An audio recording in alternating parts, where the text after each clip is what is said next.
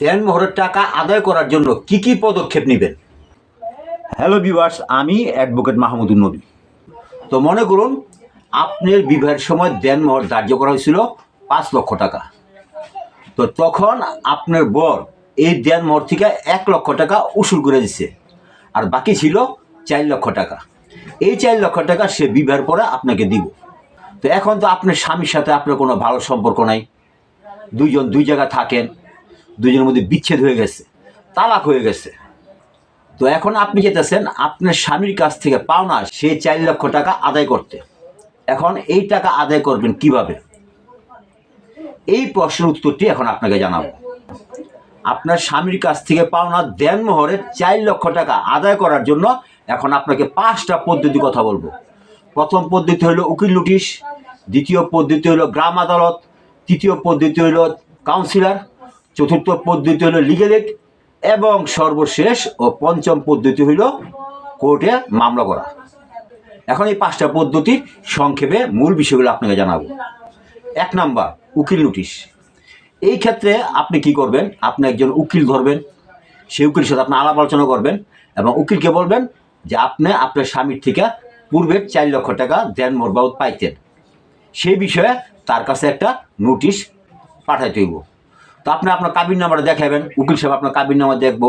উকিল সাহেব সেই নোটিশের মধ্যে আপনার নাম, আপনার পিতার নাম, আপনার ঠিকানা লিখবো, আপনার বিবাহ কবে হয়েছে সেটা লিখবো, আর কাবিন নামা ছিল কত টাকা, তার মধ্যে কত টাকা উসুল হচ্ছে আর কত টাকা অবশিষ্ট আছে, অর্থাৎ 4 লক্ষ টাকা যে অবশিষ্ট আছে সেই টাকাটা সে দাবি করে একটা উকিল নোটিশ লিখবো।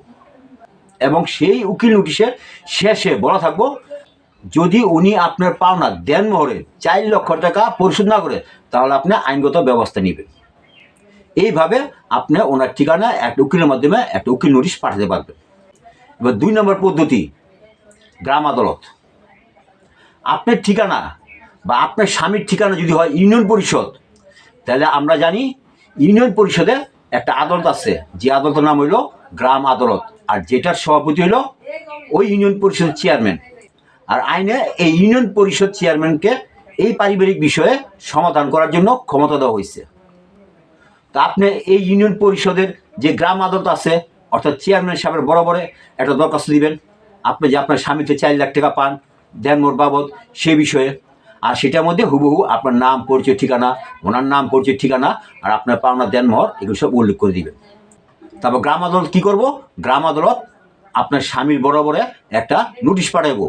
সেই নোটিশে বলা থাকবো যে আপনার স্ত্রী আপনার কাছ থেকে যে দেনমোহরের 4 লাখ টাকা পায় সেই বিষয়ে আবেদন করছে এবং তাকে কখন, কোথায়, কোন স্থানে, কোন তারিখে, কোথায় হাজির হইতে হইব এবং এই বিষয়ে তার কি জবাব আছে এগুলি এই নোটিশটার মধ্যে বলা থাকবে।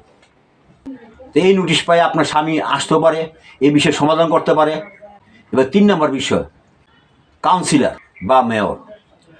আপনি যদি সিটি কর্পোরেশন এলাকায় বসবাস করেন তা আপনার এলাকায় যে কাউন্সিলর আছে আপনি তার কাছেও আপনার স্বামীর কাছে পাওনা দেনমোহর বাবদ 4 লক্ষ টাকা আবেদনের জন্য দরখাস্ত করতে পারবেন। তো সিটি কর্পোরেশন কাউন্সিলর বা মেয়র ঠিক একইভাবে পূর্বের মতন আপনার স্বামীর বরাবর একটা নোটিশ পাঠাবে। তো আপনার স্বামী ওই নোটিশটা পায় আসিয়া আপনার বিষয় সমাধান করতে পারে। এবার 4 নম্বর বিষয়, লিগ্যাল এইড।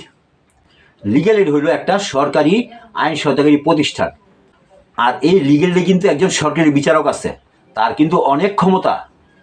এখন প্রশ্ন জাগে এই লিগ্যাল এইডের অফিস কোথায় অবস্থিত?